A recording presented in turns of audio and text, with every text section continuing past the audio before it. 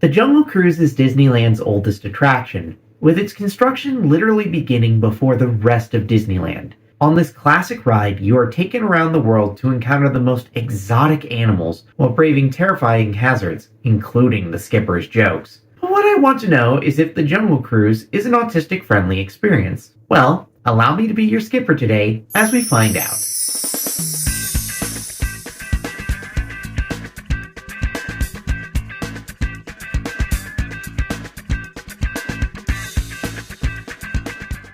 Salutations, adventurers, and welcome to Caddy's Adventure Diary. My name is Caddy, I am autistic, and I love theme parks. The Jungle Cruise is a classic ride at Disneyland. Opening with Disneyland Park back in 1955, it has remained one of the defining attractions at Disneyland Park and all other Disney parks around the world. Over the nearly 70 years it has existed, this iconic attraction has gone through several updates and changes, but the core concept remains the same. A boat manned by a live skipper takes us through the jungles of the world to see various animals and gags. All the while, their speech is accented with several dad jokes. And if you say you don't agree with that, you are most certainly in denial. However, with any jungle adventure, there are all sorts of hazards that might be treacherous for an autistic adventurer to explore. So allow me to help chart a course for the least dangerous path through this treacherous jungle to see if the Jungle Cruise is autistic friendly. Wave goodbye to the people on the dock as you will never see them again, because we are now off on the next adventure. The Jungle Cruise has an interesting layout for its queue because while all of the ride is on ground level, the queue is 2 stories. I imagine Disney did this so that the crowds didn't spill out into the narrow streets of Adventureland. So to deal with the overflow, they just put most of the line on top of the main dock. Talk about a real paradox. This actually leads me to my first piece of advice. Starting a bit early. If you are the autistic adventurer needs a wheelchair or an ECV, do not enter through the main queue. By using the Disability Access Service alongside your wheeled vehicle, you can actually enter from a different area, the exit. There are cast members at a nearby desk who can help you get all loaded and set up on your own expedition with the Jungle Navigation Company. Just use this alternative entry, and you won't have to take the stairs to the second story. As for everyone else in the main queue, I have a few positive things to say. The Jungle Cruise is a fun little queue with the skipper's radio playing music in the background while you wait. You can also find all sorts of neat stuff hidden around the queue. Like when the recent Jungle Cruise movie came out, they actually put the hats and bags of the lead heroes in the office building. You can also see a box from Hightower Industries, which is related to a larger story about Disney's Society of Explorers and Adventurers, as well as Tokyo Disney Sea's version of Tower of Terror. But I should move on before I geek out too much. Now, one downside about the queue is that it is pretty claustrophobic. Granted, this queue is still roughly the same since it originally opened in 1955. It went through a major upgrade in the mid-90s when the Indiana Jones adventure opened. But that still doesn't change the fact that it is a tight experience. The stairs are the major tight spot because you use the same staircase to go from both up to the second floor and then back down to the first floor. Be warned also that when you get to the second floor and then finally the loading dock, the line splits up. I know that when you want to race onto the ride, you might eagerly make your way straight to the first line you see. But if you are not careful with how you deal with the ride split, you may accidentally split your adventuring party, something that any D&D player tells you is a bad idea. Once you are through the queue, you are loaded onto a Jungle Navigation Company boat.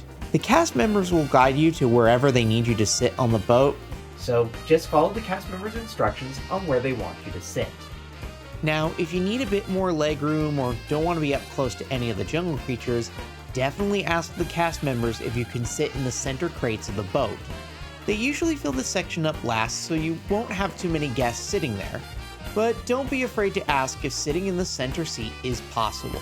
Depending on the number of people in your boat, you might either find yourself in a comfortable spot all to yourself, or you might find yourself tucked in like sardines in a tin. Usually when I ride, there's enough space for me to be comfortable, as well as for me to not be in someone else's personal bubble. But on busier days, the boat might be a bit more packed in with people. So really, I don't have much I can say here, other than if you're too uncomfortable, let the cast members know. They will try to help you out to the best of their abilities. Once everyone is loaded, the skipper starts the engine, and you're off on your jungle adventure. The Jungle Cruise is a fairly slow-paced ride, where the control of the boat is handled by our trusty skipper. On our adventure, we encounter all sorts of amazing things across the jungles of the world. We see elephants bathing. Don't worry, they have their trunks on. Watch as the camp is taken over by the most dangerous creatures, monkeys with guns. Pass by lions looking out for a dead, tired zebra. Locate the wreckage of a lost Jungle Cruise boat. And of course, pass by the highlight of the whole adventure, the eighth wonder of the world, the backside of water!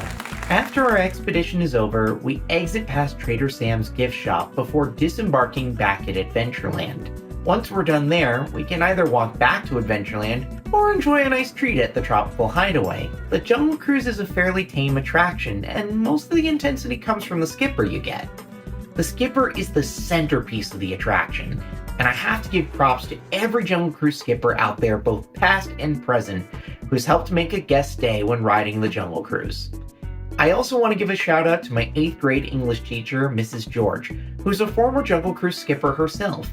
Thank you so much for making English fun and for helping me gain a greater appreciation for this ride. With the skipper being the center of the ride, your experience will definitely vary depending on who you get. You may get a rather quiet and straightforward skipper, or you may get someone like my teacher who used the force on someone. Yep, she's that awesome. Otherwise, the attraction does not have too much in the way of loud noises. Being a massive outdoor attraction, sound just kind of dissipates easily, and it's really not too overwhelming on the senses. The loudest part, and the portion that the skipper will even warn you to cover your ears, is the hippo pool. When the hippos charge the boat, the skipper pulls out a pistol and fires 2 shots into the air.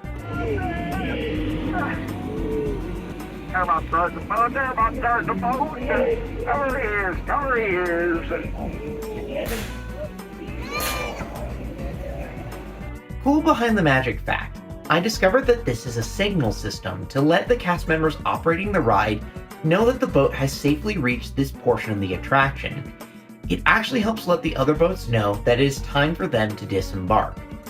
Over the years, I swear that this gun has gotten quieter, but that said, it is the loudest portion of an otherwise quiet attraction.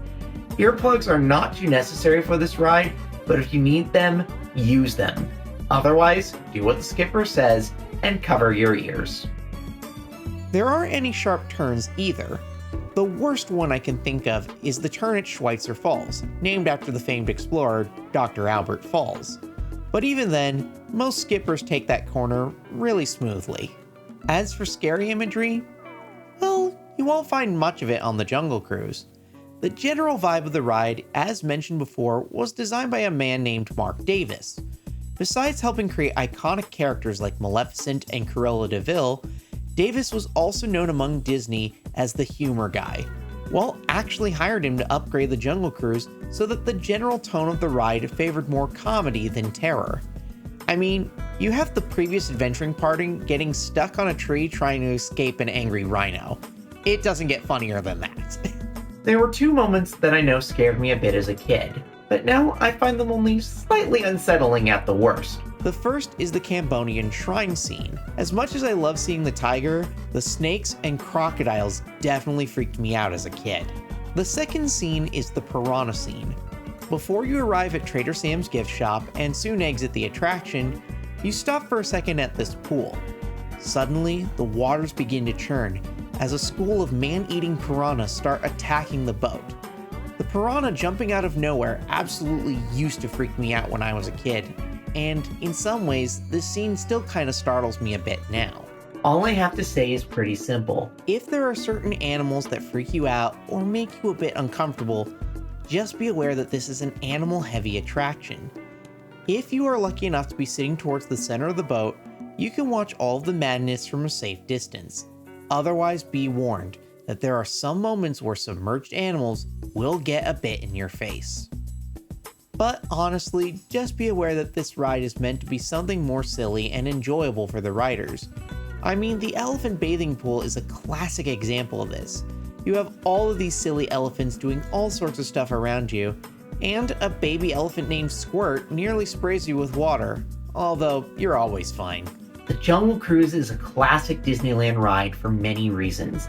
It is a relaxing experience mixed in with good humor and tons of things for you to look at as you ride. Each time you ride, you may get a different skipper who does different jokes, or you might see something on the ride that you didn't see the last time. But if there's one thing that you can rely on, it's the fact that the overall experience is far from a frightening one. I would say that the Jungle Cruise is fun enough to enjoy as an autistic person. What could be overwhelming is done as soon as possible, and by the end of the ride, you will probably be laughing all your way off the dock. Just hopefully not into the river by extension. And on that last skipper-worthy joke, I just want to say thank you for taking the time to watch this video. Please leave a like and subscribe to the channel, because in doing so, I know that I'm getting feedback on whether or not these videos are helpful. Links for the stuff I mentioned in the video are once again in the description below, along with my socials and official website, where I have extended blogs and other content. Also, please leave a comment below if you have any questions you want me to answer or any suggestions for future diary entries. Stay tuned for ASD advice from a special guest character. And until next time, remember, when you've met one autistic person, you've met one autistic person. Farewell! Feel like I need to tears everyone. What can I say? Maybe possibly me put some of that diamond dust all over my face. Okay, here. I got some extra. Little pixie dust right there. Alright, you got the pixie dust. Now, you have to think of a happy thought. Alright, give it a try. Close your eyes, think of a happy thought. Any happy thought, I love you. No, I don't do happy. Alright. I don't do happy.